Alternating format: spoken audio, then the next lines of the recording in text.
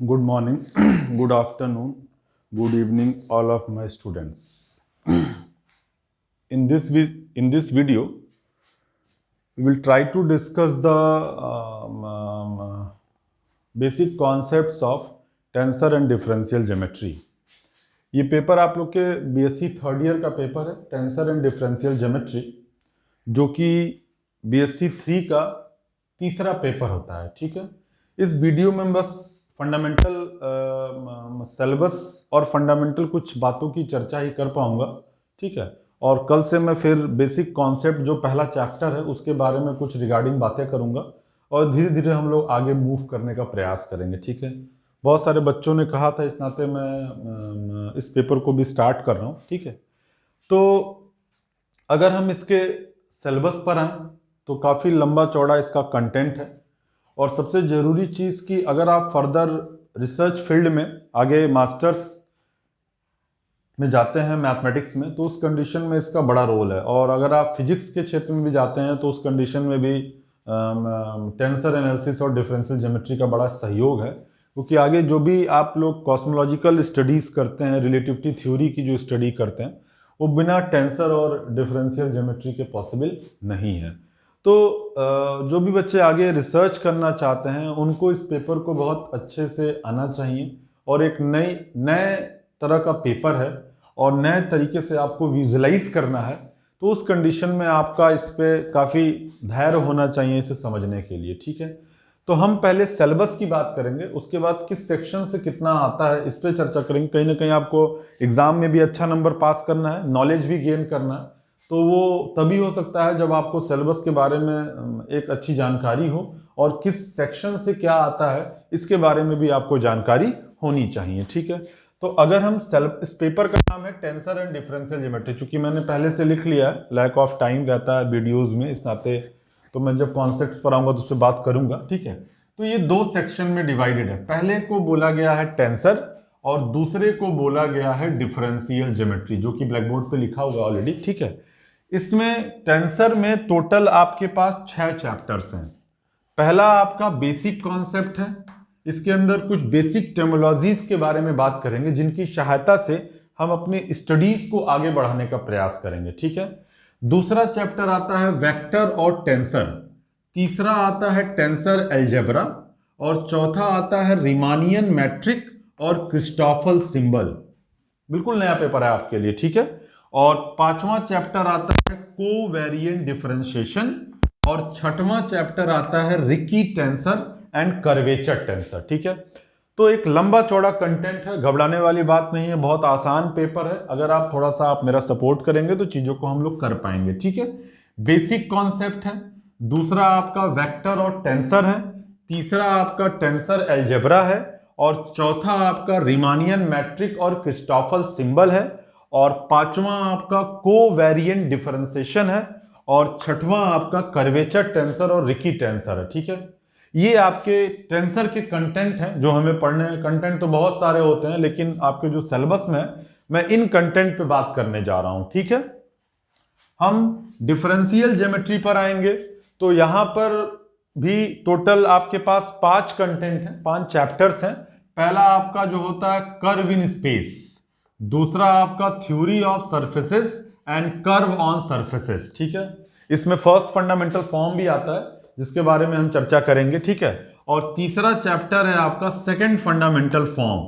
ठीक है, और चौथा चैप्टर है some special curve on a surfaces. ठीक है, और पांचवा चैप्टर है आपका जोडिसिक। ठीक है, तो ये डिफरेंशियल ज्योमेट्री का एक मेजर पार्ट है। ठीक है, टेंसर एनालिसिस की सहायता से हम डिफरेंशियल ज्योमेट्री के स्टडीज को करने का प्रयास करेंगे। ठीक है, ये बिल्कुल टोटल एक तरीके से डिफरेंशिएशन के माध्यम से हम जिस ज्योमेट्री को जनरेट करते हैं हम वहां पे इसकी बात करेंगे। ठीक है, तो हम डिफरेंशियल ज्योमेट्री पे बाद में आएंगे, पहले हम सेक्शन ए पे टेंसर पे आएंगे। ठीक है, तो अगर हम इसमें पूछें कि इसमें देखें तो किस सेक्शन से कितने सवाल बन सकते हैं, तो आप सभी लोगों को पेपर पैटर्न पता होगा। टोटल आपका 90 मार्क्स का पेपर होता है। ठीक है, तो अगर आप देखें तो 35 नंबर के सवाल आपके टेंसर एनालिसिस से आते हैं, और लगभग 55 मार्क्स के सवाल जो है डिफरेंशियल ज्योमेट्री से आते हैं। That is the tentative overview of section की किस सेक्शन से कितने सवाल,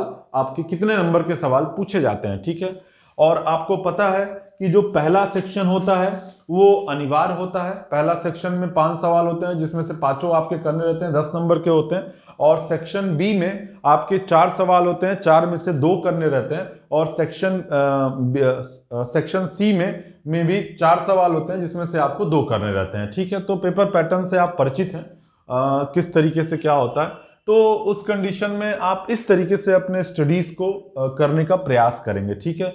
अगर मैं रिकमेंडेड बुक की बात करें तो बहुत सारी स्टैंडर्ड किताबें आती हैं, लेकिन अभी चूंकि आपको फंडामेंटल स्टडीज करना है, अभी आपको इस पेपर को सीखने का प्रयास करना है, तो कहीं ना कहीं आपको बेसिक टर्मिनोलॉजी के बारे में जानकारी होनी चाहिए। अगर आप बेसिक टर्मिनोलॉजी जान जाएंगे तो फर्दर आप हायर किताबों और हायर स्टैंडर्ड लेवल किताबों को पढ़ेंगे तो आप आसानी से उसे ऑब्जर्व कर पाएंगे, ठीक है।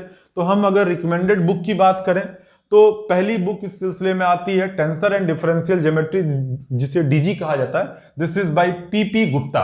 ये किताब आपको मिल जाएगी, आप इसे नेट पे सर्च करेंगे या फ्लिपकार्ट वगैरह पे जाएंगे तो ये किताब आपको अवेलेबल हो जाएगी, ठीक है। Next one is tensor and differential geometry, अच्छी किताब है पीके नायक की, ठीक है। ये किताब भी आपको फ्लिपकार्ट या अमेजन पे अवेलेबल मिलेगी, ठीक है। नेक्स्ट किताब tensor by UC De is very nice book of tensor, ठीक है। ये किताब बहुत अच्छी है टेंसर की, यूसी डे साहब की, और काफी बड़े प्रोफेसर हैं, काफी बड़ा नाम है इनका टेंसर के फील्ड में, डिफरेंशियल ज्योमेट्री के फील्ड में। तो आप इस किताब को भी केवल टेंसर के लिए फॉलो कर सकते हैं, ठीक है।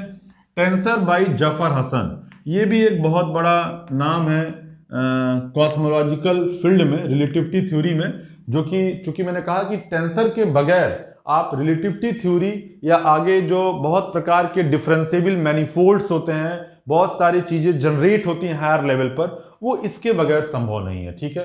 तो आपका इंटरेस्ट यहाँ होना चाहिए, तभी जाके आप मास्टर्स में और फर्दर रिसर्च लेवल पे इस फील्ड में बहुत आसानी से काम कर सकते हैं। बहुत सारे काम इस फील्ड में होते हैं, ठीक है। Now tensor analysis by SK Srivastava sir and other, ठीक है। ये बुक आपकी ऐसी बुक है जिसमें आपको पूरे कंटेंट मिल जाएंगे। ये गोरखपुर के टीचरों के द्वारा लिखी गई किताब है, ठीक है।